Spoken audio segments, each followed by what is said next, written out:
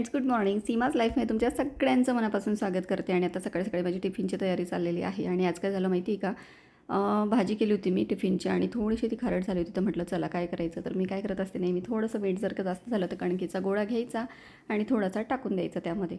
तर मी आता टाकून देते आणि 1-5 मिनटं शिजवायची. त्यानंतर मग आपलं मीठ बरोबर प्रमाणात होतं.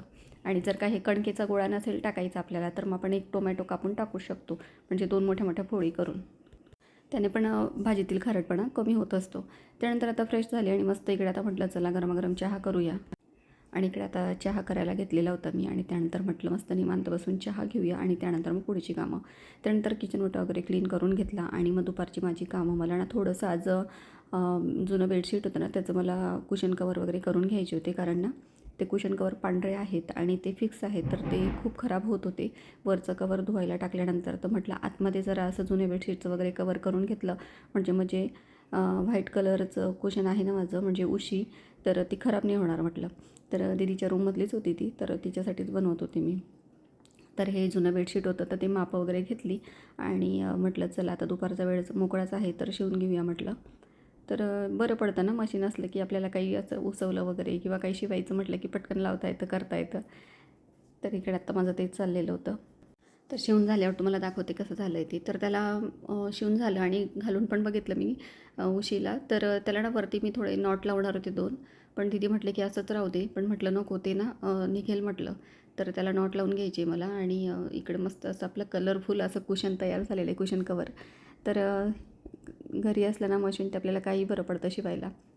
तर इकडे आता चालले होते माझे कामं आणि त्यानंतर मला मध्येच यांचा फोन आला आता की आपल्याला बाहेर जायचं आहे. तर म्हटलं चला जाऊया.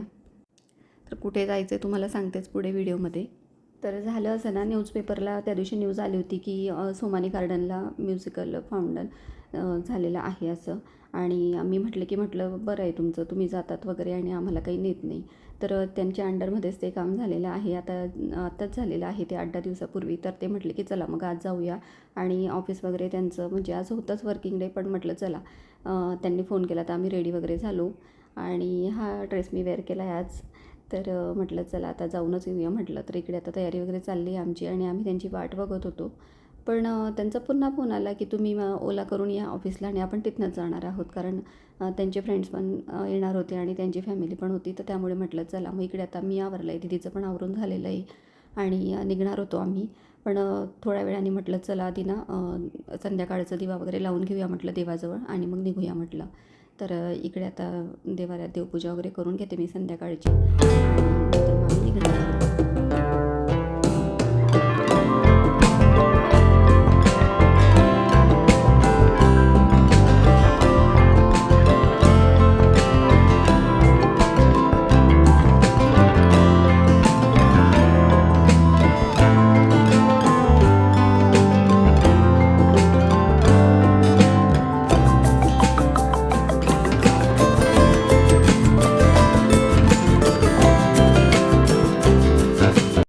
तर इकडे आता देवपूजा वगैरे करून घेतली, ओला बुक केली आणि मग आम्ही निघालो तिघंजणं.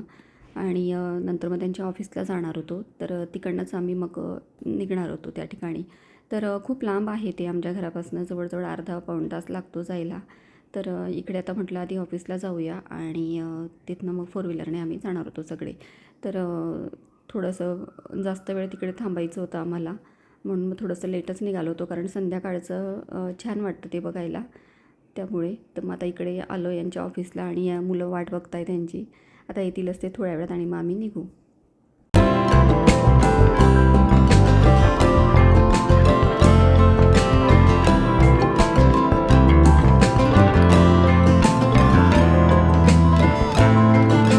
तर इकडे पोचल्यानंतर ना छान असे मस्त हार्ट असे दिसत होते रात्रीचे आणि छान लायटिंग वगैरे, खूप छान असे फ्लॉवर्स वगैरे पण होते. आणि एक 20-25 मिनटाच्या अंतराने ते हे म्युझिकल फाउंटन चालू करत होते. तर आम्ही गेल्यानंतर बघितलं आणि खूप छान असे सॉन्ग टाकलेले होते आणि खूप भारी वाटत होतं. तर शॉर्ट्समध्ये टाकलेले, नक्की जाऊन बघा, तुम्ही आवडेल तुम्हाला.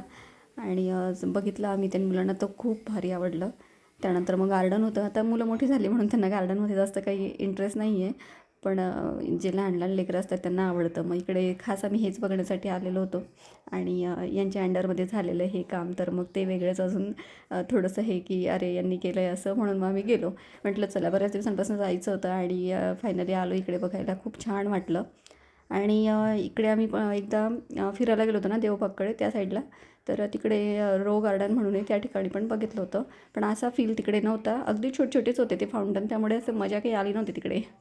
आणि मेन म्हणजे इकडे ना फ्री आहे, तर आपल्याला काही तिकीट वगैरे काढून जायचं गरज नाही. त्यामुळे खूप छान वाटलं आणि बरेच लोक गर्दी करत होते.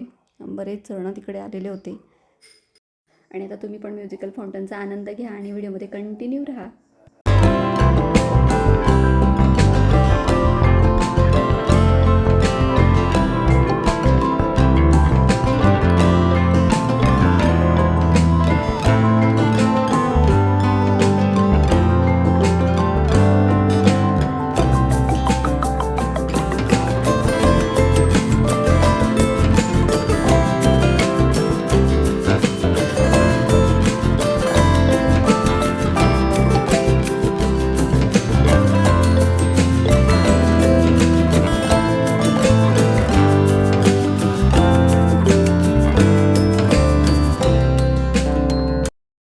आणि आमच्यासोबत ना त्यांचे मित्र पण होते. त्यांचं हे बाळ होतं आणि इतकं घाबरत होते ते, कारण तिकडे आवाज खूप जास्त जोरात होता, त्यामुळे घाबरली होती ती थोडी. आणि नंतर मग आम्ही इकडे असं गार्डन बघितलं थोडंसं. म्हटलं चला थोडं फिरून घेऊया, म्हटलं काय काय नाही बाकीचंही बघूया म्हटलं.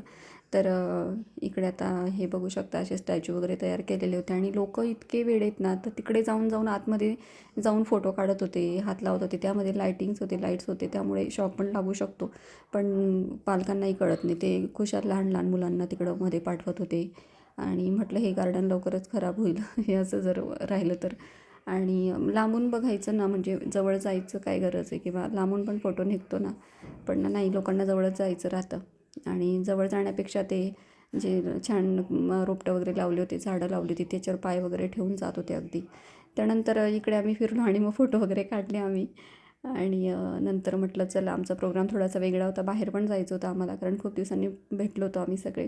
आणि बाहेर जेवण वगैरे केलं. त्यानंतर मग आलो घरी. आणि दुसऱ्या दिवशी रातचा क्लास होता म्हणून लवकर आटोपलं आणि मग घरी आलो. आणि आता चला, आजचा दिवस असा काही केलेला आहे. आणि ब्लॉग कसा वाटला नक्की मला कमेंट्समध्ये सांगा. आणि व्हिडिओ जर का थोडा पण आवडला असेल ना, तर लाईक, शेअर आणि सबस्क्राईब करायला अजिबात विसरत जाऊ नका फ्रेंड्स. व्हिडिओ असेच बघत राहायचा. भेटूया पुढच्या व्हिडिओत. तोपर्यंत बाय.